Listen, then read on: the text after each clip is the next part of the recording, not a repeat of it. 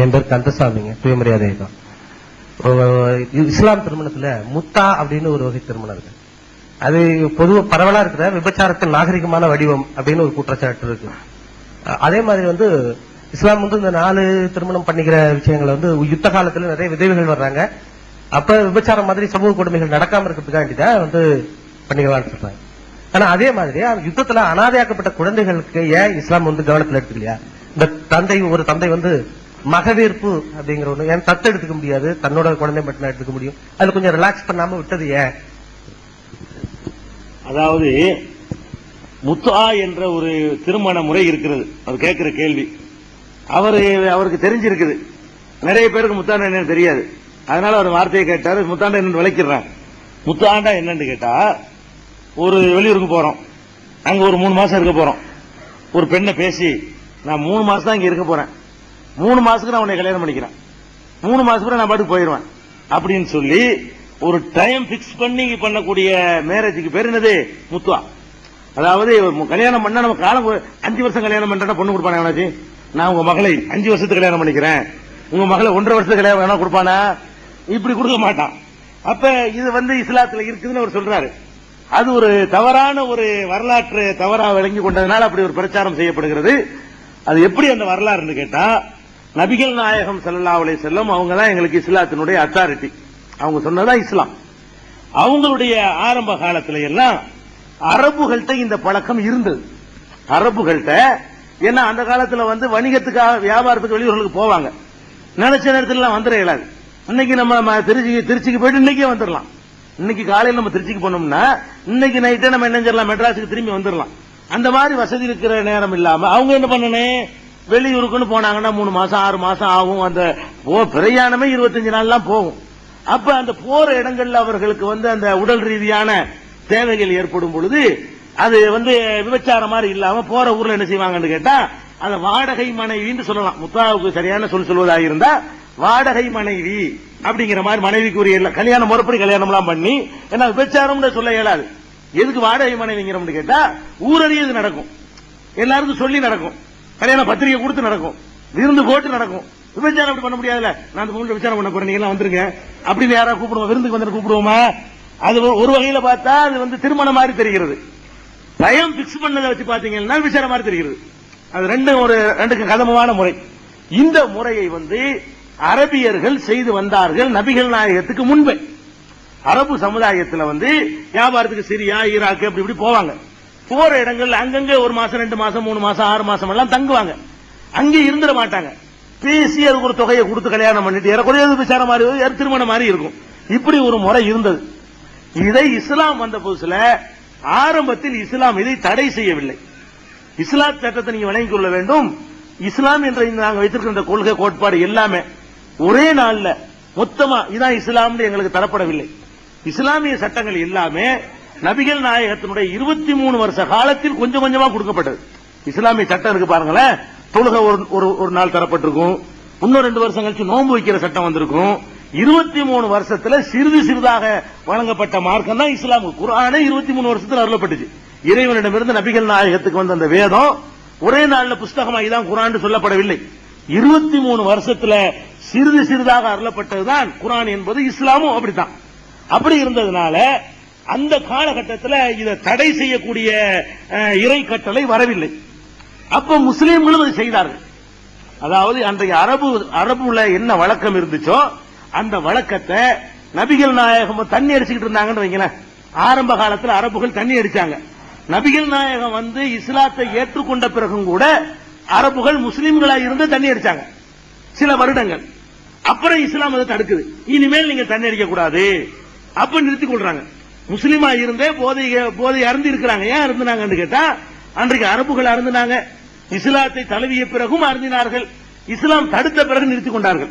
இதே மாதிரி தான் இதை செஞ்சுக்கிட்டு இருந்தாங்க. நபிகள் நாயகம் ஸல்லல்லாஹு அலைஹி வஸல்லம் அவர்கள் இந்த பழக்கத்தை மக்கா வெற்றியின் போது, மக்காவை அவர்கள் வெற்றி கொள்றாங்க. வெற்றி கொள்ளக்கூடிய நேரத்தில்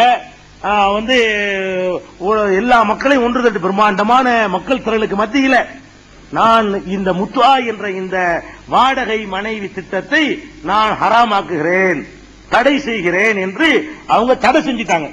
அந்த அவன் தடை செய்வதற்கு முந்தைய வரலாறை எடுத்துக்கொண்டு இஸ்லாத்தில் இருக்குன்னு சொல்றாங்க. மது அருந்துவது கூட இஸ்லாத்தில் ஒரு கால முஸ்லிம்கள்ட்ட இருந்தது ஒரு காலத்தில். அது தடுக்கப்படாமல் இருந்ததை தவிர பின்னாடி நபிகள் நாயகம் தடுத்து விட்டார்கள். வட்டி ஒரு காலத்தில் தடுக்கப்படாமல் இருந்தது. நபிகள் நாயகத்தினுடைய முதல் 10 வருட காலத்து முஸ்லிம்கள் வட்டி வாங்கினார்கள்.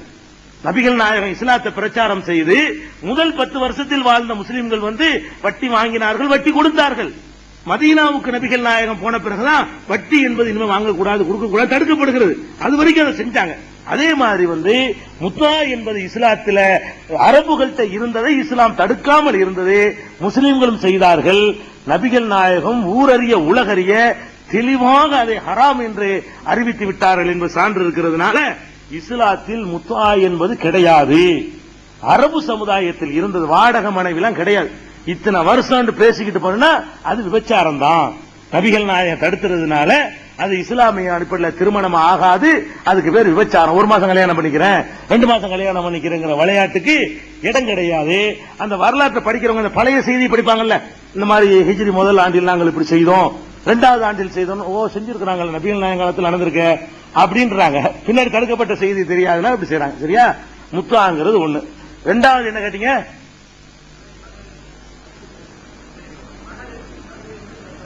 தத்து எடுக்கிறது. அதாவது இஸ்லாத்தில் தத்து எடுத்தல் ஏன் இல்லை அப்படின்னு கேட்கிறாங்க. இஸ்லாம் என்ன சொல்லுதுன்னு கேட்டா, நபிகள் நாயகம் அவங்களே தத்து எடுத்தாங்க. நல்ல விளைவு. நபிகள் நாயகமே நபியாக ஆவதற்கு முன்னால் நபிகள் நாயகத்தின் வாழ்க்கையை நாங்க 2ஆ பிரிச்சுக்கிடுவோம். அவங்க பிறந்ததுல இருந்து 40 வயசு வரைக்கும் உள்ள வாழ்க்கை உங்களை மாதிரி என்னைய மாதிரி ஒரு மனிதன் என்ற முறையில் உள்ள வாழ்க்கை. நான் இறைவனுடைய தூதர்னு 40 வருஷமா சொல்லல. ஒரு வியாபாரியா இருந்தாங்க, உங்களை மாதிரி என்னை மாதிரி ஒரு சாதாரண மனிதராகத்தான் தன்னை அறிமுகப்படுத்திக் கொண்டார்கள். 40வது வயசில் தான் நான் இறைவனுடைய தூதன், இறைவனிடமிருந்து எனக்கு செய்தி கிடைக்கிறது என்று சொல்ல ஆரம்பித்தார்கள். அப்ப 40 வயசுக்கு முன்னாடி நபிகள் நாயகம் செய்ததெல்லாம் இஸ்லாத்தில் வராது. அந்த ஊர் வழக்கப்படி என்ன செய்யணும் செஞ்சு கொண்டிருந்தார்கள். அந்த காலகட்டத்தில் ஜெயிது என்ற ஜெயிது இப்னு ஹாரிசாவுடைய மகன் ஜெயிது என்பவரை நபிகள் நாயகம் அவங்க எடுத்து வளர்த்து, நபிகள் நாயகம் ஆவறதுக்கு முன்னாடி 40 வயசுக்கு முன்னாடி வளர்த்து அவங்கள மகன் என்று வச்சுக்கிட்டு இருந்தாங்க.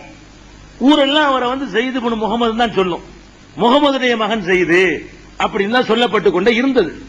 பிறகு திருமறை குர்ஆன்ல நீங்கள் யாரை தகப்பன் என்று சொல்லுகிறீர்களோ உங்களை பெற்றெடுத்தால் தான் தகப்பன் என்று சொல்லணும். உங்களை தாய் என்று நீங்கள் ஒருத்தையை சொல்வதாக இருந்தால் பெற்றவள் தான் தாயாக ஆவாளே தவிர அதுல ஒரு போலி இருக்கு, பொய் இருக்கிறது. தகப்பன் என்பதற்கு அர்த்தம் என்ன? என்னுடைய உயிரணுவில் இருந்து உண்டானவன் அப்படிங்கிறது அர்த்தம். தாய் என்பதனுடைய சரியான அர்த்தம் என்ன? அவளுடைய கருவறையில நான் இருந்தேன் என்பது அர்த்தம். அப்ப ஒரு தாய் என்று சொல்வதாக இருந்தால் நீ அவள் கருவறையில் இருந்திருக்க வேண்டும். தந்தை என்று சொல்வதாக இருந்தால் அவனுடைய உயிரணுவுக்கு நீ பிறந்திருக்க வேண்டும். இப்படி இல்லாம நீ யாருக்கோ பிறந்து விட்டு இவரை தந்தை என்று சொல்வது அது ஒரு ஏமாற்றுதல் இருக்கிறது, அதுல ஒரு மோசடி இருக்கிறது. எவனுக்கோ பிறந்த ஒருத்தனை நீ எப்படி உன்னுடைய மகன் என்று சொல்ல முடியும்? உனக்கு அவனுக்கு என்ன வகையில சம்பந்தம் இருக்குது? அதனால இந்த மகன் என்ற அந்த உறவு கிடையாது. வழக்கு கூடாதுன்னு சொல்லல, கூடாதுன்னு சொல்லுது. அதுல இன்னொன்னு கவனிக்கணுங்க. இப்போ ஒரு வீட்டுல ஒரு அண்ணன் தங்கச்சி இருக்கிறாங்க. அவங்களுக்குள்ள என்ன மாதிரி வேற மாதிரியான ஃபீலிங் வருமா? வராது. அந்த தகப்பனுக்கு அந்த தாய்க்கும் பிறந்து இருக்கிறதுனால அந்த தங்கச்சி என்ன மாதிரியான டிரெஸ்ல என்ன மாதிரியான கோலத்துல இருந்தா கூட அந்த அண்ணனுக்கு ஒரு மாதிரியான உணர்வுகள்லாம் வராது. அதே மாதிரி அண்ணனை பார்த்து தங்கச்சிக்கு ஒரு மாதிரியான உணர்வுகள் வருமானா வராது. ஏன்னு கேட்டா அந்த ஒரே இதுல வந்ததுனால ஒரே ரத்தம் ஓடுறதுனால அது மாதிரியான ஒரு ஃபீலிங் இருக்கும். ஒருத்தனை எடுத்து நான் வளர்க்கிறேன் என்று சொன்னா அவன் எனக்கு பிறந்தவன் இல்லைன்னு மறைச்சு வளர்த்தா வேண்டுமானால் அவன் இருக்கலாம். நமக்கு அப்ப இவன் தான் என்று தெரிஞ்சிருக்குமே, ஆனால் அவனுடைய உள்நோக்கம் எல்லாம் வேற மாதிரி டைப்ல தான் இருந்துகிட்டு இருக்கும். இவனுடைய மகளையே அவன் என்ன செய்வான்? தப்பாக அணுகுவதற்கெல்லாம் எண்ணுவான். நமக்கு தங்கச்சி இல்ல, நமக்கு தங்கச்சி அங்கேயில இருக்குது, அந்த மாதிரியாக நினைக்குவான். அதே போல சொத்து அடைவதற்காக வேண்டி இவனை காலி பண்ண நினைக்குவான். மகனுக்கு மகன் என்ற முறையில் வாரிசு உரிமை கிடைக்கும் என்று வைத்துக் கொண்டீர்களே, ஆனால் பெத்த மகன் பிள்ளைய அப்பனை கொள்வானா? கொள்ள நினைக்க மாட்டான். இவன் உட்கார்ந்துகிட்டு இருக்கனால நம்ம மகன் ஆயிட்டோம், இவன் என்னைக்கு மண்டையை போடணும் அப்பதானே சொத்தை அனுபவிக்கலாம் அப்படின்னு ஒரு நாள் எல்லாரும் இப்படி செய்வான் இல்ல. அப்படின்னு ஒரு 4 பேருக்கு கூட என்ன வந்துடக்கூடாது என்பதற்காக வேண்டியும் அதுல ஒரு பொய்மை இருக்கிறதுக்காக வேண்டி இஸ்லாம் என்ன சொல்லுதுன்னு கேட்டா, தாயை சொன்னாலும் தகப்பனை சொன்னாலும் இன் உம்மஹாத்துஹும் இல்லல்லாஹி வலதுனஹும். ஒரு பெண்ணோட ஒரு ஆண் போயிட்டு இருக்கான், ஏப்பா போன, எங்க அம்மா உங்க அம்மா மாதிரி இந்த விளையாட்டு வச்சுக்கிறாங்க, என்ன அம்மா மாதிரி வயிற்றுல நீ பிறந்தியா? இஸ்லாம் கேட்கும். கொஞ்சம் ஒரு 25 வயசு பையன் ஒரு 40 வயசு பெண்ணோட தனியா போயிட்டு இருக்கான், ஒரு ரூம்ல தனியா உட்காந்துட்டு இருக்கான். என்னடான்னு கேட்டா, அவங்க எங்க அம்மா மாதிரி, நான் அம்மா ஆக்கிக்கிட்டேன்.